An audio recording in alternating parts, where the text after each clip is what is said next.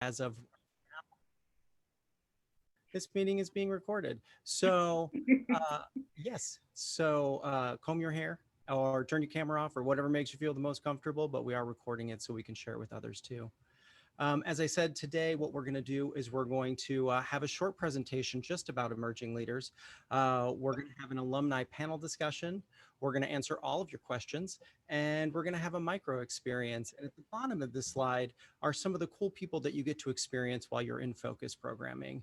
And speaking of cool people, I want to say hello to my colleague and friend, Shayla Ford. Shayla, hi.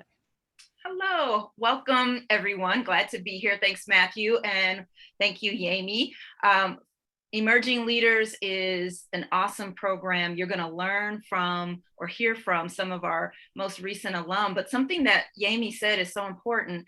Get connected to us on LinkedIn. I just saw one of our graduates from fall of last year who just opened her branch of her financial services in North County. And she's so excited because now her office will be in the community in which she lives. And so she's, working toward the impact that she wants to make. And that's exactly what we're doing at Focus is we're broadening your scope, your network, so that you can get busy doing the work that's needed in our region. So we're not just sitting back on the benches and sidelines going, there's a problem there, there's an issue there. You're going to learn about it. And then we want you to get activated and get busy to help address it. So excited to have you here this afternoon and just supporting any questions that you may have that I can help and answer, but glad to have you here. So Matthew, I'm going to turn it back over to you.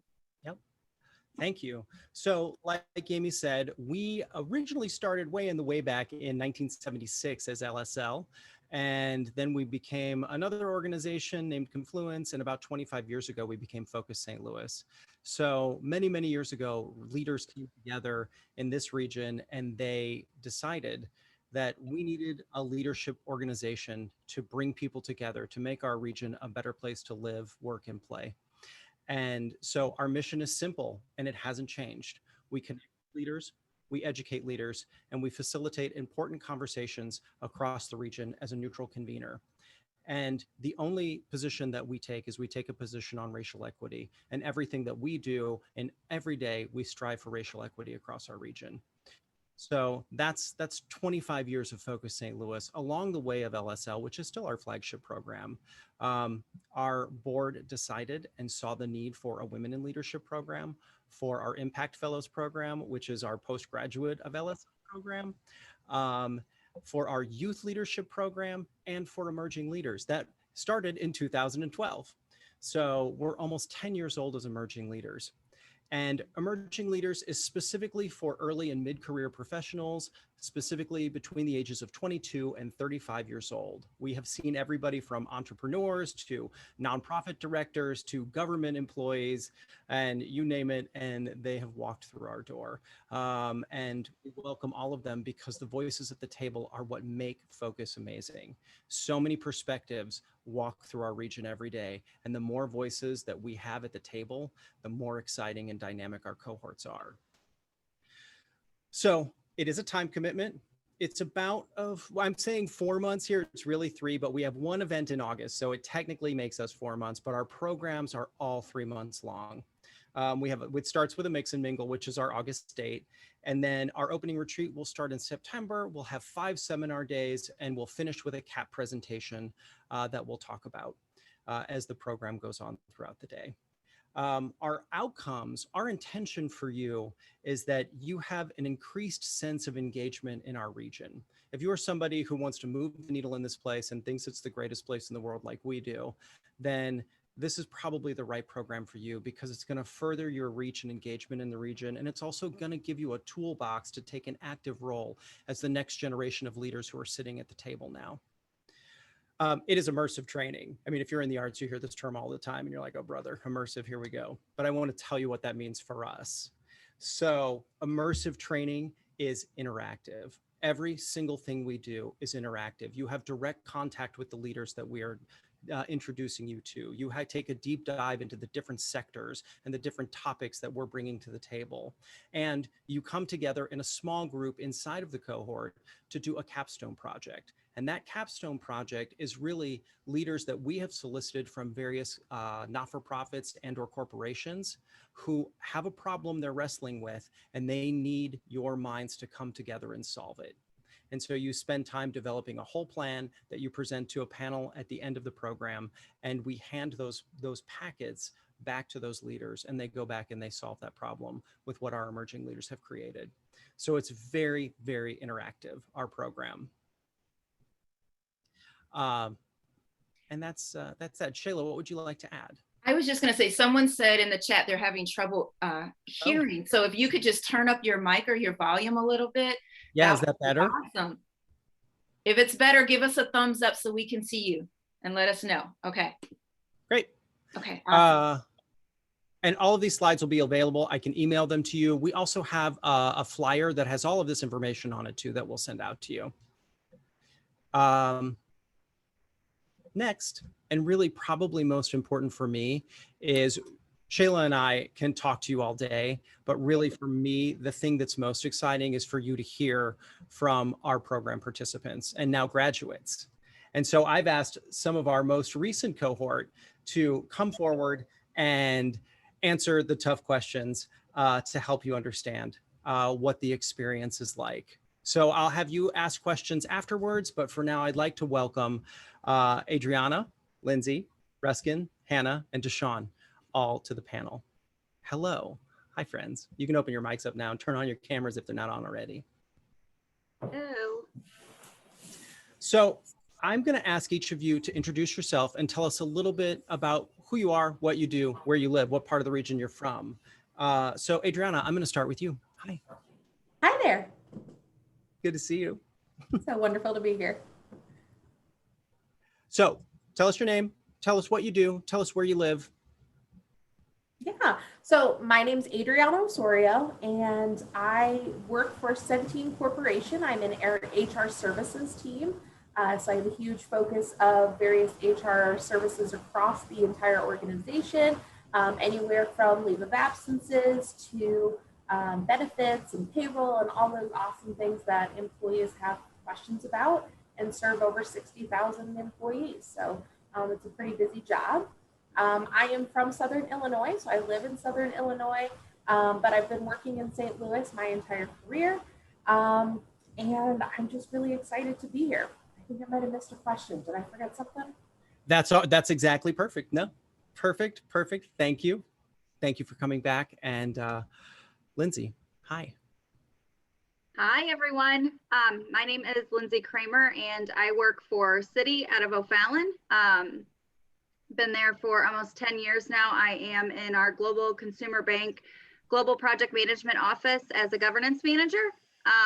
I too am excited to be here, excited to share what I learned from the program, what I took away from the program with all of you. And feel free to reach out on LinkedIn to myself as well. Happy to, guide and provide any instinct that I have throughout the program as you guys go through, or anything that you want to learn before or after the program. So feel free to connect with me as well, but looking forward to connecting with all of you today and learning a little bit more about you. Wonderful. Thank you. Hi, Ruskin. Hello there. My name is Ruskin Singh, and welcome to your very first session of Focus. This is going to be a great journey if you sign up, I would say. I've been with Millipore Sigma, or Merck KGaA. It's a pharmaceutical company or life science company, for about 3.5 to 4 years. I work in their strategy group as a project manager. And I'm really, again, just like my fellow cohort members, I'm really looking forward to sharing my experiences, really looking forward to connecting with some of you offline and sharing my experiences with you going forward. So welcome. Thank you. Hi, Hannah. Hi, can you hear me okay? I can hear you perfectly. Okay, sometimes my headphones are not great. But anyway, my name's Hannah Moore. I use they, them pronouns. I work as the grants manager here in town at Safe Connections, which is a nonprofit that serves survivors of domestic and sexual violence. And I am originally from Belleville, Illinois, so Southern Illinois over there as well, but I currently live in the city in the wonderful South Grand Tower Grove East area. Happy to be here. I'm so glad to have you. Desean, hi. Hi. Hi, all. My name is Desean Kaysen. I'm currently an assistant city councilor for St. Louis. I serve as a municipal prosecutor in the city courts. Been there for about 2.5 years. I live in South City, near the Hill, Hampton and Filer Avenue. And I'm looking forward to sharing my focus experience with y'all today. So friends, if you'll put your screens in spotlight mode so you can see our speakers, that'll be great. I'm going to ask you a question and I'm going to round robin it the best I can. But if you feel like I got to answer this one first, just jump in. So question number one is a fast and easy one. How did each of you hear about Focus St. Louis? Ruskin or Desean, let's start with you. Yeah, sure. So I heard about Focus, I guess, 2 ways. One, my immediate supervisor nominated me for Focus. And second, I'm researching, the organization, and I found out I had colleagues, like peers from law school, who had participated in Emerging Leaders, and that made me really excited and really encouraged me to apply for the program. Wonderful. Hannah, what about you? Yeah, I'm the kind of person that looks at every single forwarded email that's sent to me. So if I would have just overlooked, a simple email, I probably wouldn't have known about it. So yeah, literally just like a random email that was forwarded to me from a coworker, I'm sure. Wonderful. Ruskin, how about you? I was introduced to Focus during my discussion with Betsy Cohen. She's the director for our St. Louis Partnership Project Mosaic. So she said that this is a wonderful program if you want to learn more about the city and help the city. So I'm really grateful for her. Wonderful. Lindsay. So I had heard about Focus through friends and family, colleagues. But I really got introduced when I was nominated through my employer, some of my senior managers, for the Emerging Leaders Program, and began really investing time into researching it. And I can't, I kind of wish I would have been involved eons ago. This is a great company, and you got a lot of leadership programs. So I was obviously not going to pass up on the opportunity and got to applying, and here I am, an alumni. Wonderful. Adriana. So I've learned about Focus, I've heard some really awesome things over the years. I had the fortune of actually working with Shayla and Yami a few years ago for a potential project that my team had wanted to collaborate on. Then I had also been asked to participate on behalf of Centene in a diversity, equity, and inclusion panel that happened, I think it was last year.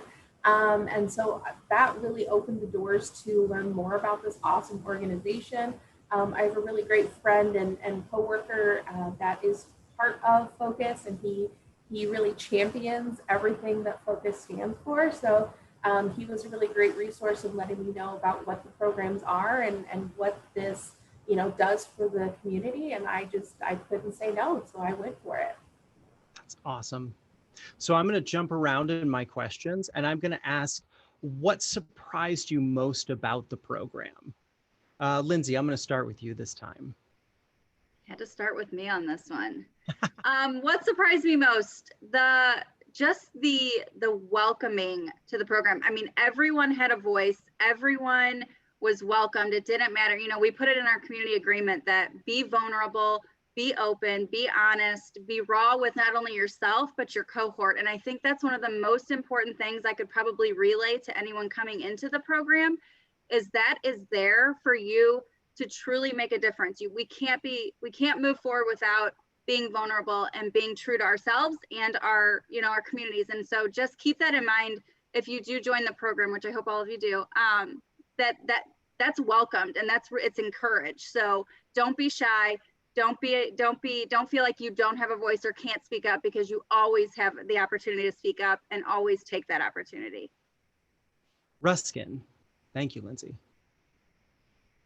Lindsay, you took some of my answer, but I think another key piece that really surprised me was how diverse the cohort was, right? And I really, really appreciated that because not only you learn from this diverse group of 30 people who are coming from different backgrounds, different personalities, but also when you go into these smaller, projects, CAP projects, you have a person who is completely, opposite to your work culture, to where you are coming from. So suddenly you get exposure to newer things, right?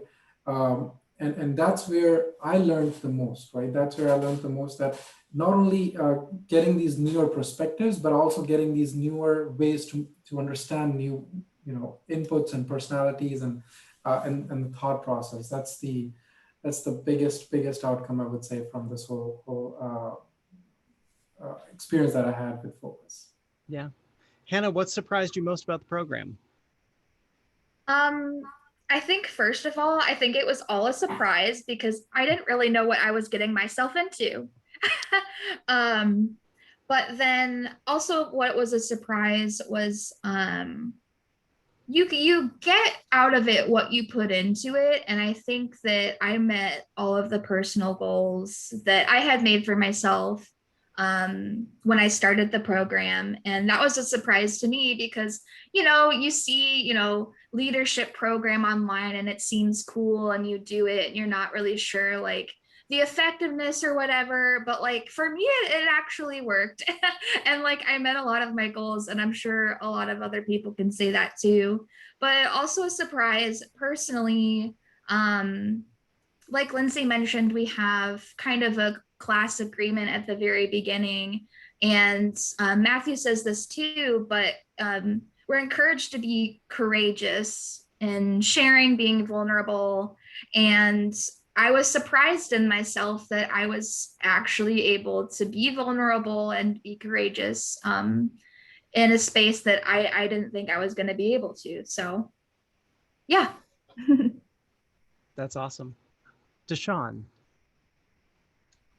Yeah, absolutely. I was surprised at how challenging the program was. Like I reflect on the first slide about it being an immersive experience, and it truly is. And so I was surprised at how challenged I was and how much I was able to gain from the program as a result of being challenged in that way. And it's something I'm grateful for.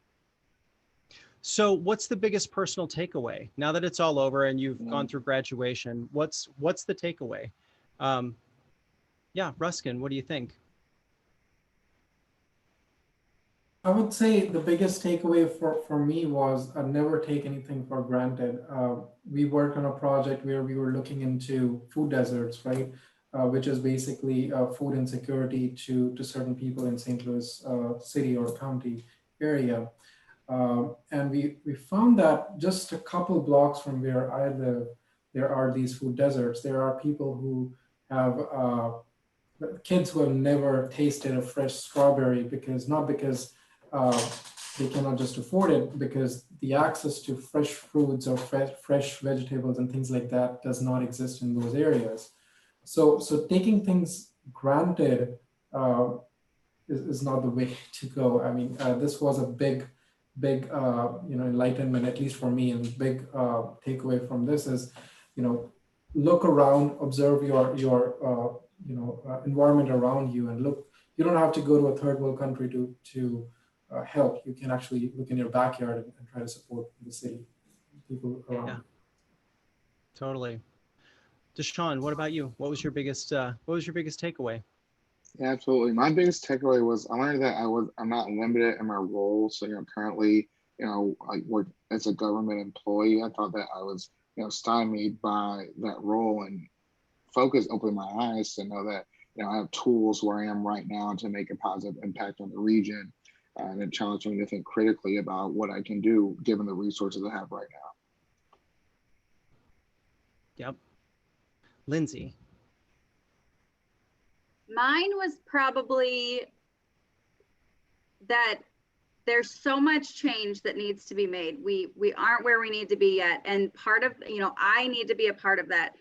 The community needs to be a part of that. And I think coming together in this leadership program just really opened my eyes to not only some things that I may not have noticed that were happening in the community, but also peers that have the same passions that I do. And that, you know, change starts with me, it starts with us. And, you know, I always use the phrase that it takes a village to raise a kid. Well, it takes a village to make change, to bring change, to push toward change. And this community, I mean, literally, like, I think when we did the graduation, I was in tears. It literally moved me so much because it's nice to see so many other people that want to get to the next step. We want to get there, and we want to get there together. And that to me was I'm so passionate about that. And I think that was my biggest takeaway, is that there were so many other people that had those same passions that I did. Hannah.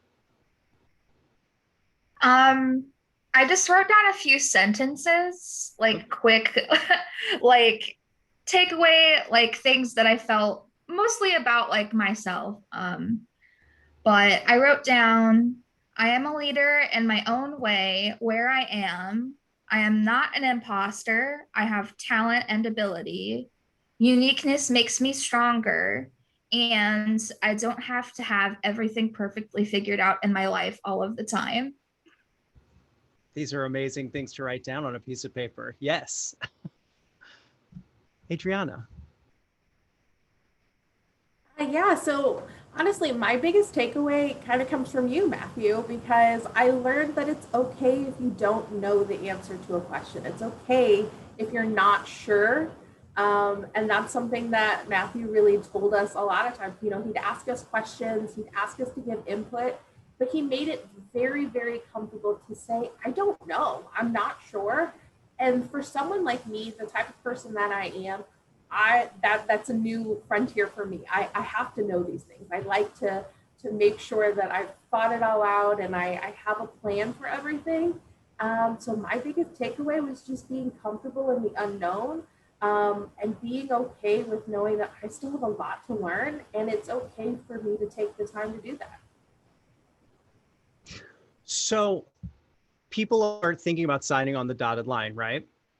Saying, yes, I'm going to do this. I'm going to make this commitment. What advice would each of you give to these people who are thinking about this and exploring this opportunity? Lindsay, let's start with you. Hi. Don't hesitate, sign the line and get going, because if I could have, like I said, if I could have done this opportunity years ago, I would have. This is an opportunity, to me, a once in a lifetime opportunity, and you will learn so much. It may be intense, it may be a lot, but I'm telling you, I did it with a full-time school schedule, a full-time job, and 3 kids, 3 dogs. If I can do it, anybody can do it. I mean, I would never, don't say no, don't hesitate, sign the dotted line and get going, because you will not regret one bit of it. And Lindsay forgot she's in the middle of a home renovation too. Massive home renovation that we're doing ourselves. Exactly. Desean, what's your advice?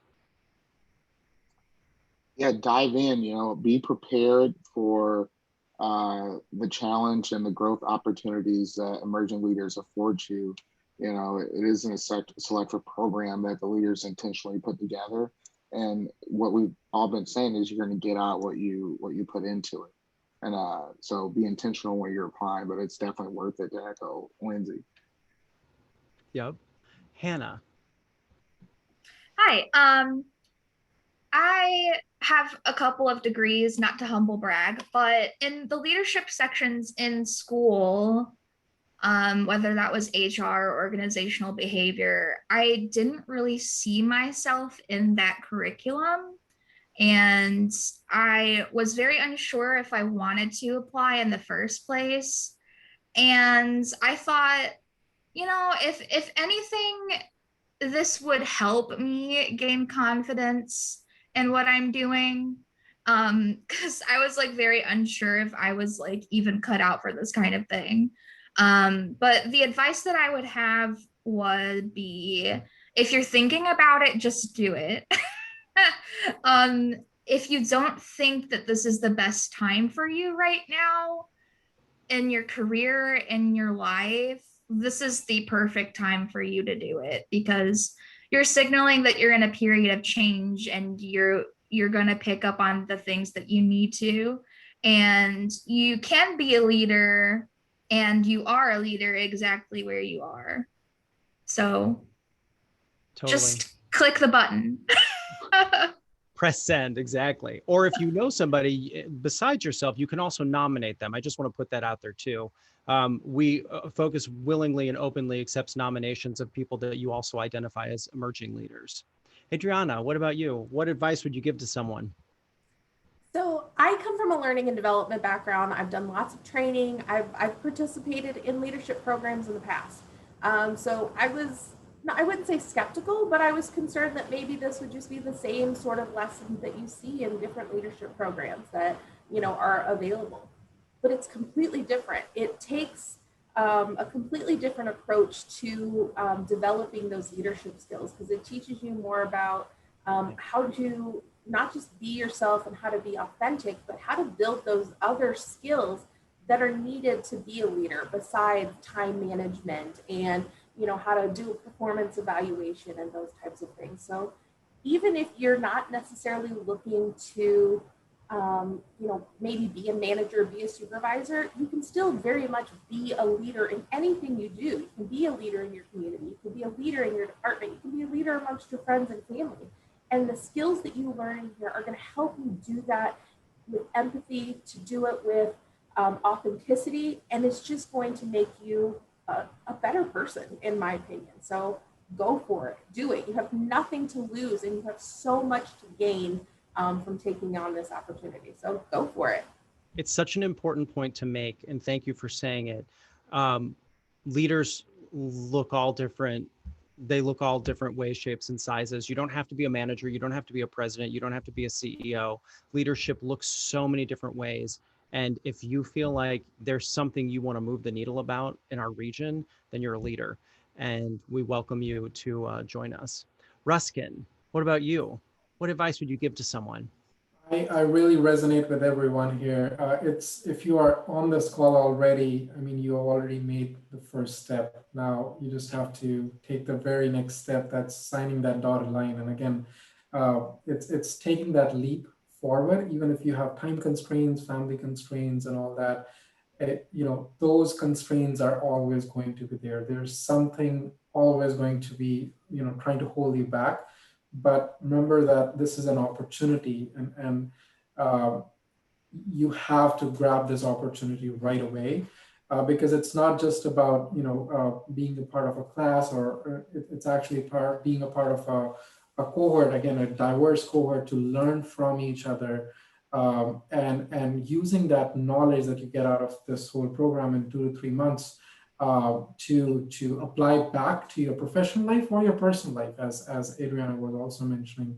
It's your own personal development. It's not only going to help you professionally, but, you know, overall your way of life is going to change, right? You're going to be in sessions where they talk about diversity and inclusion, where they talk about all these sub elements that other leadership programs or other classes don't even touch upon.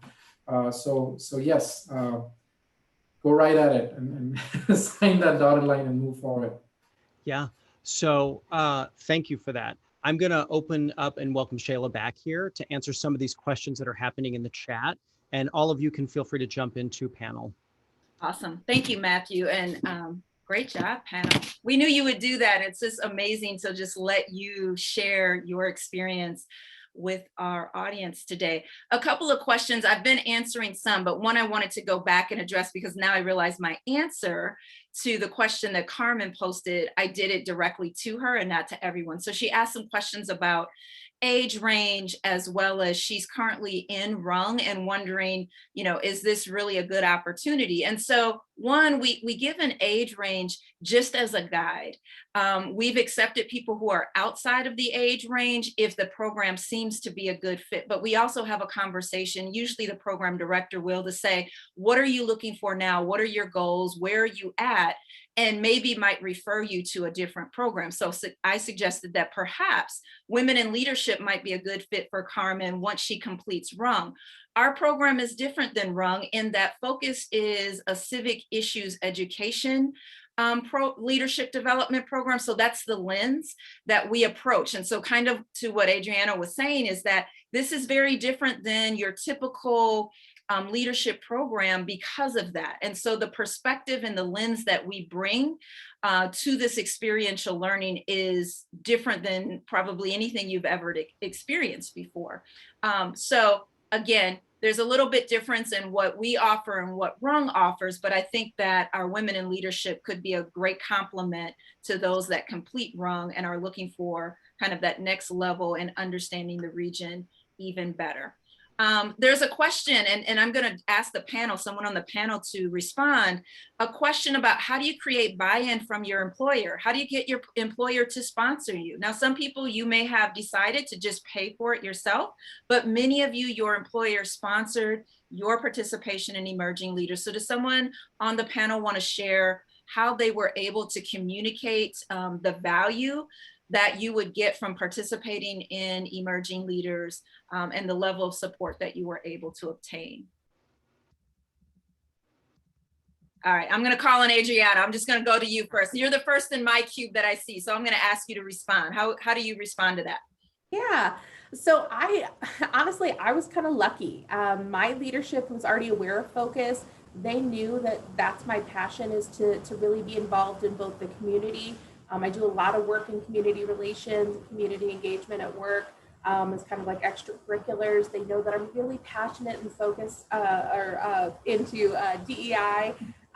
So it was really easy for me. But one thing that really helped kind of seal the deal and let them, give that little check mark to say that, yeah, I can do it, is the fact that I promised that I wanted to do this, is to take back some of the lessons that I learned. So things that we talked about in our various seminars, I was able to take those lessons, take back those themes to my team and help them develop themselves. So even if, one of my coworkers isn't able to come to this program, they can't obviously approve all of us to go, but at least they can still get something out of it because I'm able to bring back those lessons. I'm able to share back what I've learned.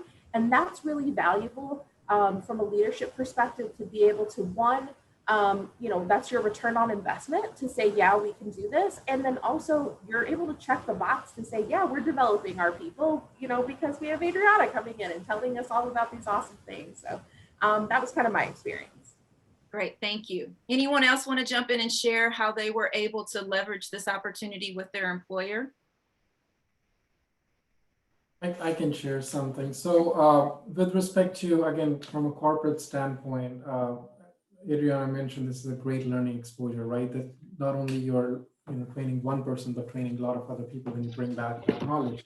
For my perspective, actually, Betsy told me that this is a great program, let's nominate, and we nominated, and then I got in. So it was all like I was doing it from a personal exposure, personal learning. So I was going to pay it off on my personal time.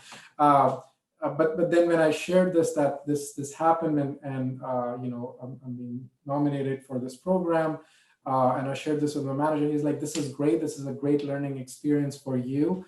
At the same time, this would allow you to give back to society in one way or the other. So from a corporate standpoint, there are a couple elements that you can have share with your managers or whosoever is a stakeholder to get buy-in. One is you're giving back to the society. So all the corporate companies, they really want to give back in one way or the other. Second is your own development and your own learning. So my key development in this case was, Sheila, as you mentioned, was learning that civic body knowledge, gaining that knowledge from a civic lens, right? Not just a corporate lens. So these two things merged together, I think, help seal the deal. As Adriana said, seal the deal with my manager. And he was like, you know what, just put in a request and we'll reimburse you for whatever that is. And we want, you to learn from a company standpoint, not just on your personal time. So that could be another piece to sharing. Thank you. And we also, if anyone's saying, okay, I want more of the talking points to help me sell this opportunity to my, my manager or my supervisor, please contact Matthew or myself. We'd be happy to do it. Yep. The one thing is to find out if your leader is a focused train leader, like you're already like probably 95% there, because if they've had a focused experience, they're like, we want you to do it. We didn't know that this was going to be an opportunity for you. Oh my goodness. Yes, yes, yes. So there's just so much great knowledge. The other thing that I would add is, yes, it's affordable. Great. It's an affordable leadership development piece, but you also are meeting and connecting with people across sectors. And when we think about collaboration and equity and access that we want our region to have, emerging leaders is where it starts, by you making those connections with diverse leaders, right? So that's one way. I think I've answered the question about the 70% acceptance rate. Sometimes it's just a matter of us trying to keep the cohort a particular size. And Matthew's answered the question about where we be virtual in person. We're going to do a hybrid model. Someone asked about the number of hours per week. I think it's an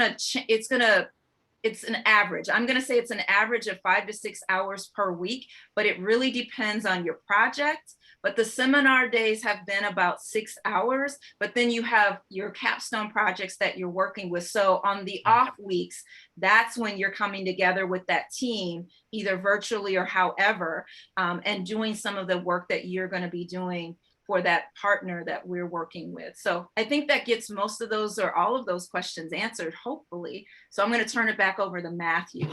And I just want to add one thing about the hybrid program. Part of our planning right now is, obviously none of us know what will happen with the pandemic moving forward. So we have to be able to be ready to pivot in case we have to.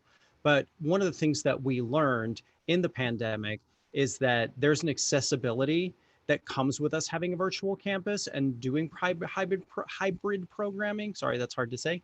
And so we are not going to shy away from it. Now we're leaning into it, and we're looking forward into how we continue to make Focus more accessible to so many more people through our in-person and our virtual campus. Shayla, if you want to add anything to that. I love that you add the virtual campus, because it's something that we launched in January, and 2 programs, Matthew and I with Emerging Leaders, and then I worked with Kayla to launch the Women in Leadership, and both cohorts had a tremendous experience and were amazed at the level of the way that they could build relationships and bond virtually. And so it's an asset to us.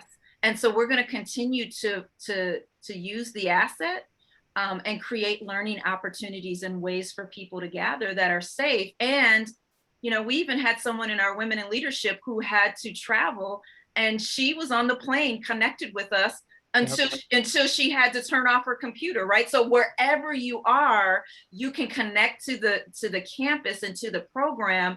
And then you'll have those other times where you're in person or some other things are happening. But be mindful that we want safety to be first and foremost as leaders. But what this allows you to do is really understand how to use the virtual platform that we're offering, and maybe that your companies are thinking about doing, and that it's very possible, and that lots can get accomplished when people have the ability to sign on or to either get their information and resources on demand, right? Like, it's at your fingertips. And so this creates a whole new world of opportunity for us. So it does. Yeah. Andrew, I don't know necessarily how to answer your question if your employer will think you're leaving because you're doing this program. I really think the correct response is your employer is going to understand that you're identifying as a leader, and you're wanting to grow. And so they're going to see that because they know the reputation of Focus, and they know the network out there. And they're going to understand what you're searching for, and probably not that you're saying, if I do this, I'm leaving my job. And the other thing, Helena, we will talk about capstone projects after we come back, because what we want to do is we want to put you into some groups to do a little bit of experiential work right now. I do want to answer one last question, which is right here. Somebody asked about the schedule And now you should be able to see it on your screen. That is literally what it looks like for the fall. You can see that we do some evening work, we do some Saturday work, we do some daytime work, and it's all laid out right there. And the graduation ceremony, we only do one a year, and it just happened. So our fall cohort will graduate with our, both of our fall and spring cohorts will graduate together at the same time in May of 2022, which seems really far away, but it's really not. So there's that. Also in the flyer, we also can make available to you this exact schedule so you can see what's up with it. Really quick, here's the tuition, $895. There is financial aid available. It's partial scholarship. It's not full. We don't do full scholarships, but you can see some of our benefactors who make this program possible to our program participants. And if you need financial aid, just list it.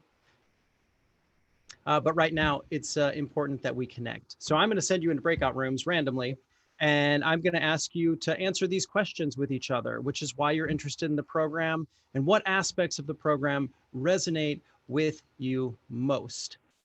So bear with me for 20 seconds while I make you some breakout rooms. Just a second. But I do want to say again, there's a footnote at the bottom because you can nominate people. You can apply and be like, you know what? I know 6 other people that are great for this program that I want to go through and be in a cohort with.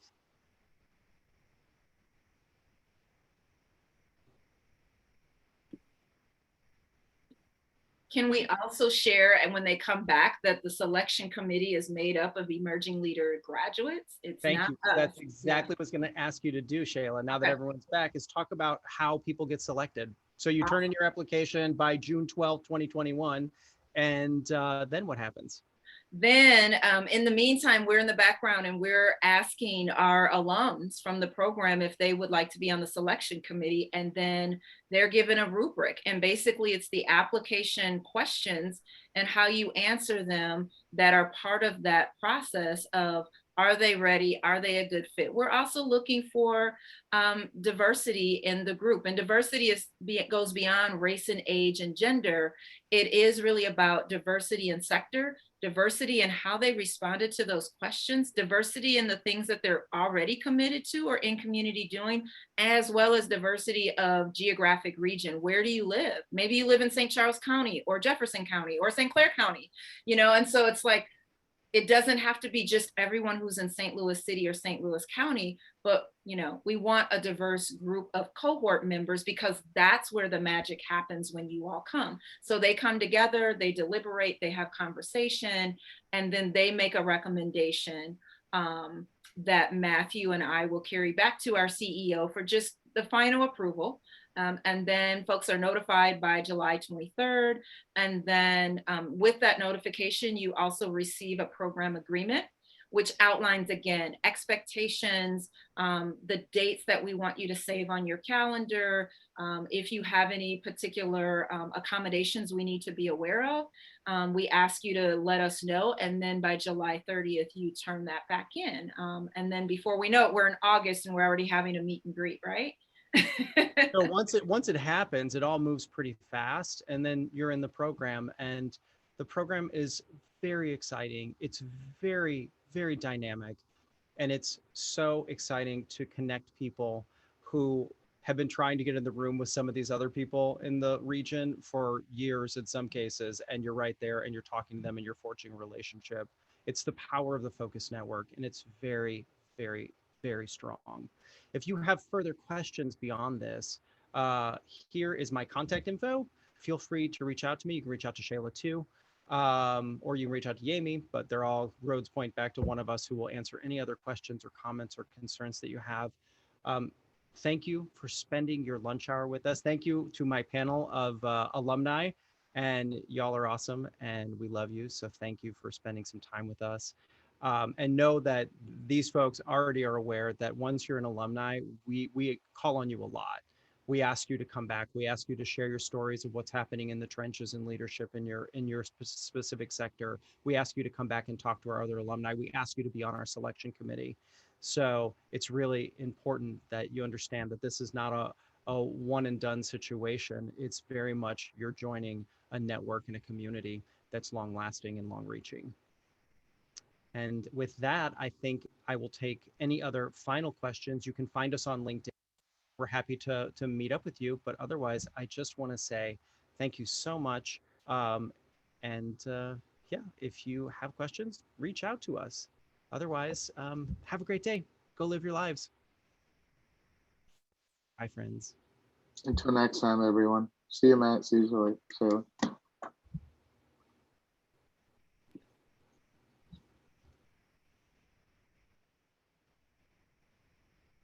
Yay. You did it.